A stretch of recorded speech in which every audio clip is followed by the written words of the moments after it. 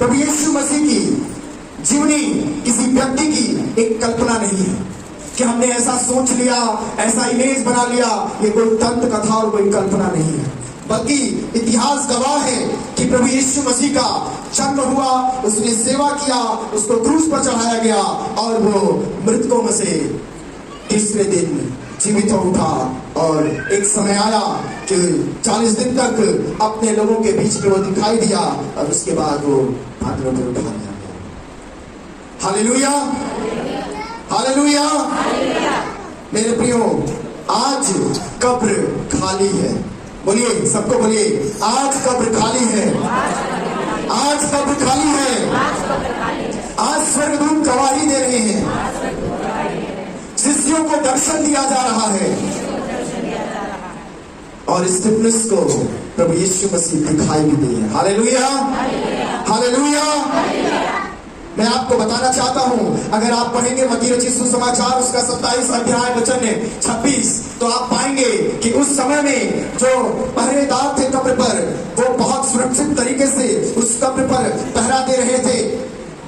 वहां की जो सरकार थी, जो गवर्नमेंट थी, उस कब्र पर मोहर लगा के रखी थी और दो सैनिकों को वहां पर रखी थी। वहां पर पहरेदार थे जो बैठकर कब्र की सुरक्षा दे रहे थे। लेकिन कब्र अचानक से खुल जाती है। उसे बड़ी सावधानी से बंद किया गया था। पहरेदार वहां उपस्थित थे। क्यों? क्योंकि लोगों को डर था कि क्या यीशु जो कहा है वो सच में हो जाएगा क्या। लेकिन बाइबल कहती है परमेश्वर के बारे में जो भी भविष्यवाणियां हुई हैं वो सब यीशु मसीह ने पूरा किया। और बाइबल बताती है कि ये पहाड़ टल जाएगा, पहाड़ियां टल जाएंगे, लेकिन परमेश्वर का वचन बिना पूरे हुए वो नहीं हो हटेगा।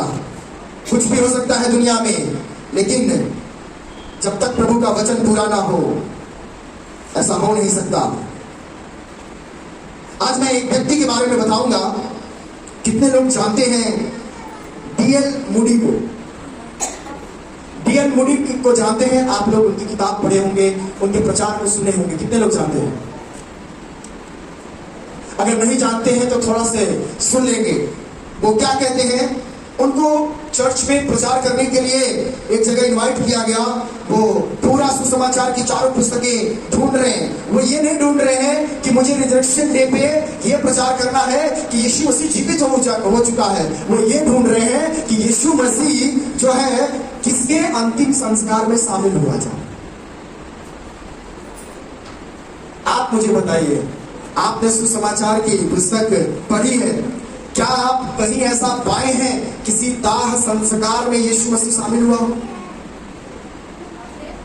कोई मर गया हो और वहां पे जाके उसको मिट्टी दिए हो, या किसी को जलाया जा रहा हो वहां पर उपस्थित हो?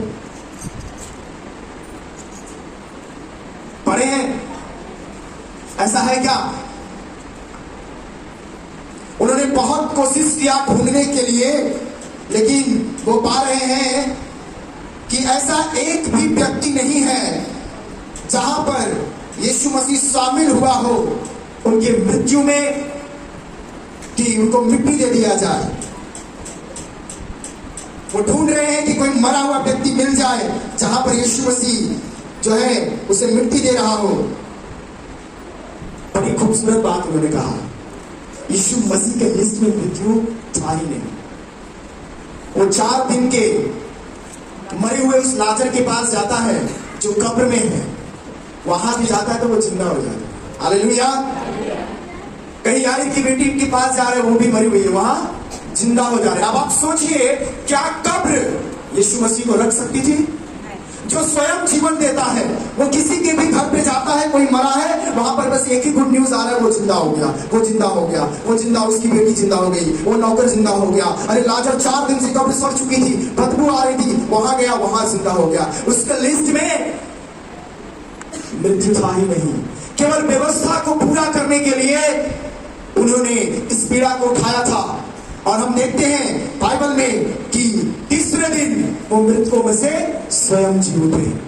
हालेलुया, हम लोग, कोई मर जाता है, हम कब्रिस्तान जाते हैं, उन्हें मिट्टी देते हैं, लेकिन यीशु मसीह उनको मिट्टी नहीं देता था, उनको जिलाता था। हालेलुया। उनको कब्र से बाहर निकालता था, उनके मरे हुए चीजों में वो जान डाल देता था। और वही जीवित परमेश्वर आज आपकी मरी हुई परिस्थितियों में जान डालना चाहता है, आपको प्लेस करना चाहता है। एक बार मसीह को बुलाइए, आप एक बार उसे इनवाइट करिए। लोग बुलाते थे और यीशु जाता था और उन्हें जिंदगी मिल जाती थी। हालेलुया। अगर आज इस पुनरुत्थान के दिवस पर, इस रिजरेक्शन डे के दिन आप यीशु को पुकार रहे हैं, आप किसी भी क्षेत्र में मर रहे हो, आप अपने जॉब में, अपने बिजनेस में आप मर रहे हैं, आप बीमारियों में मर रहे हैं, आप क्लेश में मर रहे हैं, तमाम सताव हो रहा है, बहुत परेशानियां हैं, आप निकल नहीं पा रहे हैं, टेंशन है, आप एक मृत्यु के कगार में जा रहे हैं। अगर यीशु वहां आ गया तो उसमें जान आ जाएगा, उसमें जिंदगी आ जाएगी। हालेलुया। आज उसको पुकारने का दिन है मेरे प्रियो, उसको पुकारिए। आपके हालात यूं ही नहीं रहेंगे, आप पुराना जिंदगी जी ही नहीं पाओगे। अगर यीशु आपके जिंदगी में आ गया, आप वो बैड चीजें छोड़ दोगे, वो गलत चीजें छोड़ दोगे, क्योंकि जहां यीशु है वहां आजादी है, जहां यीशु है वहां जीवन है। आप बहुत सारी गवाहियां सुनते हैं, बहुत सारे लोगों की गवाहियां सुनते हैं आप। अगर यीशु आपकी जिंदगी में आज है तो आपके पास जीवन है। अरे साउल के पास जिंदगी थी लेकिन वो मरा हुआ था, और जैसे ही यीशु ने दमिश्क मार्ग में उससे मिला, उसके अंदर जिंदगी आ गई। अभी वो बोल रहा है कि मैं घमंड नहीं करता हूं कि मैं एक सुसमाचार प्रचारक हूं, लेकिन यीशु मुझे आया, इस बात का मुझे गर्व है, और मैं उस जीवित परमेश्वर के नाम का सुसमाचार प्रचार करता हूं। हालेलुया। अगर आप में मसीह जिंदा है, आप जिंदा परमेश्वर के बारे में बहुत कुछ सोचेंगे। मैं डीएम मोदी को बहुत धन्यवाद करता हूं, जिन्होंने एक बहुत अच्छी खोज की कि यीशु जहां जाता था वहां जीवन मिल जाता था, और कैसे कब्र यीशु को रख सकती है, यह हो ही नहीं सकता। और यीशु तीसरे दिन पाँव फटने के समय ही जीवित हो गया। आज बहुत सारे मसीही लोग, बहुत सारे जो मसीही समुदाय के लोग हैं, रात 12 बजे से खुशियां मना रहे हैं, झूम रहे हैं, झांकियां निकाल रहे हैं। अभी शाम 4 बजे बसालतपुर में से झांकियां निकलेंगी। मैं कह रहा हूं, क्या यीशु उसमें जिंदा है? ये केवल त्योहार नहीं है, ये बहुत बड़ा गुड न्यूज है। लेकिन आज लोग, कल भी मैंने देखा, लोग शराब पी के इस जश्न को मना रहे हैं। यीशु उसमें है क्या? स्टेज पे आके कव्वाली गालेंगे, प्रचार कर लेंगे, है ना, तमाम चीजें कर लेंगे, क्या यीशु उसमें है? वो फल जो वो चाहता है आपकी जिंदगी से, जिसकी कीमत अदा की उसने, क्या वो है? आप जितनी मन करे बड़ी बड़ी झांकियां बना लीजिए, जितना मन करे अपने आप को दिखा लीजिए। अगर यीशु आप में नहीं है, आप मरे हुए हो, आपके अंदर जीवन है ही नहीं। आप सांसारिक रीति से अपने आप को दिखा रहे हो, लेकिन आत्मिक रीति से पूरे मरे हो। यीशु जहां जहां गया वहां वहां जीवन आया, वो जीवित है। ऐसे महान प्रभु को मृत्यु कैसे हरा सकती है? कैसे हरा सकती है? सोचिए मेरे प्रियो, आज मैं आपको यही बताना चाहता हूं कि आप अपने जीवन में यीशु को ढूंढिए, आप अपने बिजनेस में यीशु को ढूंढिए, अपने धन में यीशु को ढूंढिए। यीशु है कि नहीं है? अगर यीशु है, आप सही ट्रैक पर हो। यीशु नहीं है, आप सही का ट्रैक सही नहीं है। कोई जब मेरे लिए पढ़ दीजिए मत्ती उसका 28 अध्याय वचन 5 से 7, जोर से पढ़िएगा। स्वर्गदूत ने स्त्रियों से कहा, स्वर्गदूत ने स्त्री से कहा कि तुम मत डरो, कि तुम मत डरो, मैं जानता हूँ कि तुम यीशु को जो क्रूस पर चढ़ाया गया था ढूंढती हो। वो यहाँ नहीं है, परंतु अपने वचन के अनुसार जी उठा है। आओ ये स्थान देखो जी, जहाँ प्रभु पड़ा था। आओ मेरी बहनों, आओ मेरे भाइयों, आओ ये स्थान देखो, स्वर्गदूत गवाही दे रहा है, वहां उपस्थित हो गया और कह रहा है आओ देख लो, तुम जिस यीशु को ढूंढ रही हो कि वो अभी क्रूस से लटका हुआ था, अभी कुछ समय बाद वो इस कब्र में रखा गया और तुम आई हो उस पे कुछ तेल मलने के लिए, लेकिन मेरी बहन देखो वो कब्र में नहीं है, वो कब्र में नहीं है। मैं आपको पहली बात बताना चाहता हूं इस ईस्टर संडे के दिन में कि यीशु अपने वचन के अनुसार जी उठा था। अगर आप यीशु के वचन में चल रहे हैं, यीशु के वचन को मान रहे हैं, उस वचन को बार बार बोल रहे हैं, उस वचन को पूरा कर रहे हैं, आप एक जीवित मसीह होंगे। लोग आपको पूछे ना पूछे, आपको स्टेज पे बुलाए ना बुलाए, लोग आपको जाने या ना जाने, लेकिन आप परमेश्वर की निगाह में एक जीवित मसीह कहलाएंगे। आमीन। परमेश्वर भी यही चाहता है। वहां पर अभी भी उनको पता था, लेकिन कौन से यीशु को तेल मलने गए थे कि वो मरा हुआ है। आज आप किस यीशु की आराधना करने आए हैं? कल मैं फील्ड में था, लोग आपसे पूछ रहे हैं ये बताइए यीशु मसीह जिंदा होकर गुड फ्राइडे क्यों मनाते हैं? मैं बोला भाई अपने घर में जाके पूछ लेना। मैंने बोला उसके सामने जो गुड लगाया जाता है इसीलिए मनाते हैं क्योंकि वो दिन अच्छा था, हमारे लिए उद्धार का दिन था, पापों से मुक्ति का दिन था। जन्मजात मसीह उन्हें यह भी नहीं पता है, केवल हर गलत काम करने के लिए वो तैयार है। मैं आपको बता रहा हूं, यीशु कह रहा है यहां वचन में, वो अपने वचन के अनुसार जी उठा है और इस बात की गवाही लोग नहीं मान रहे थे। स्वर्गदूत को आके ये बात बोलना पड़ा। आज एक पास्टर आपको बोल रहा है और वहां पर हम देखते हैं वो शीघ्र अंदर गई और वो देखती हैं और वहां से जल्दी से भागती हैं, चेलों के पास जाती हैं और उन्हें गवाही देती हैं कि मृतकों में से यीशु जी उठा है। और जिस दिन यीशु आप में जिंदा हो जाएगा, वो जोश आ जाएगा, अभिषेक आ जाएगा, आप अपने घर में नहीं रहेंगे, आप बीमारों के पास जाएंगे, आप तंग लोगों के पास जाएंगे, आप निडी के पास जाएंगे और उन्हें यीशु का गुड न्यूज सुनाएंगे, आप उनकी मदद करेंगे, उनके लिए प्रार्थना करेंगे।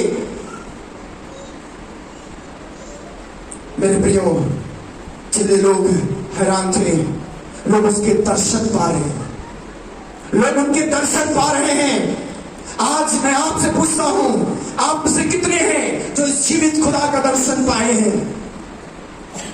कहां है वो लगन, कहां है वो बोझ, कहां है वो लहू के हर एक खून के कतरे का कीमत जिसको यीशु ने आपकी जिंदगी के लिए अदा किया, चुकाया, वो दर्द सहा और वो कहा कि तुम मुझसे बड़े बड़े काम करोगे। बड़ा काम ये नहीं है कि लोग आपको जानते हैं, आपका बड़ा नाम है, लोग आपको बड़ा रिस्पेक्ट करते हैं। ये सब चीजें आपको स्वर्ग कतई नहीं ले जाएंगे। अगर मसीह आप में जीवित है, वो आप में जिंदा हो गया है और आप वचन के अनुसार जिंदगी जी रहे हैं, परमेश्वर आपके निकट है।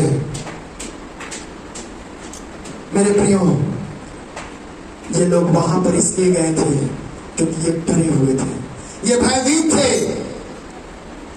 ये लोग परमेश्वर के वचन को जानते थे और इनको बहुत डर लगता था कि जो हमारा आने वाला कल है वो कैसा होगा, क्योंकि वो अपने वचन के अनुसार मृत्यु को हरा दिया है तो वह आपके लिए भी अपने वचन को पूरा करेगा। उसके वादे आपके लिए हैं और जो कुछ यीशु ने आपके लिए किया है वो सब कुछ आप जानते हैं।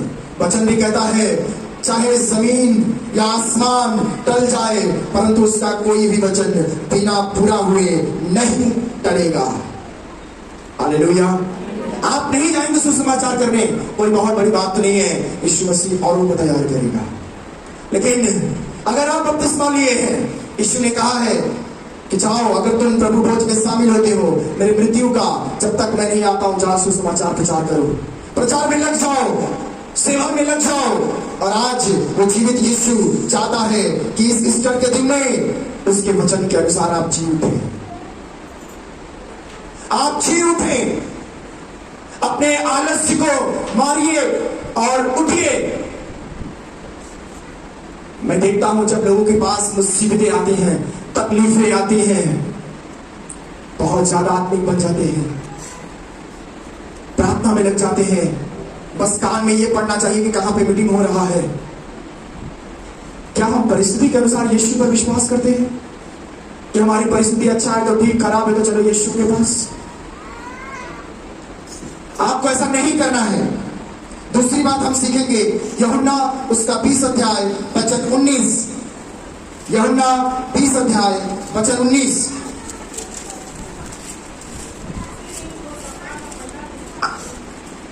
सप्ताह का पहला दिन था, संध्या के समय, जब वहां के द्वार जहां चेले थे, ध्यान दीजिएगा, यहूदियों के डर के मारे बंद थे, तब यीशु आया, बीच में खड़ा होकर उनसे कहा, तुम्हें शांति मिले। कब? जब वो बहुत आनंदित थे, जब बहुत खुश थे। मैं आपको बताता हूं, पुनरुत्थान के बाद यीशु ने क्या किया? यीशु ने अपने लोगों को शांति दी। हालेलुया। यीशु ने अपने लोगों को शांति दी, एक ऐसी सच्ची शांति जिससे वे डरे हुए थे, भयभीत थे। मेरे प्रियो, आज भी हमारे बीच में बहुत सारे लोग हैं जो डरे हुए हैं, जो भयभीत हैं, जिनको पता नहीं कितने प्रकार का रोग पकड़ा हुआ है। उन्हें डर लग रहा है कि मैं मर जाऊंगा, उन्हें डर लग रहा है कि मेरी आयु कम है, डॉक्टर ने जवाब दे दिया है। उन्हें डर लग रहा है कि मैं सुसमाचार प्रचार करने जाऊंगा, मेरे साथ कुछ गलत ना हो जाए।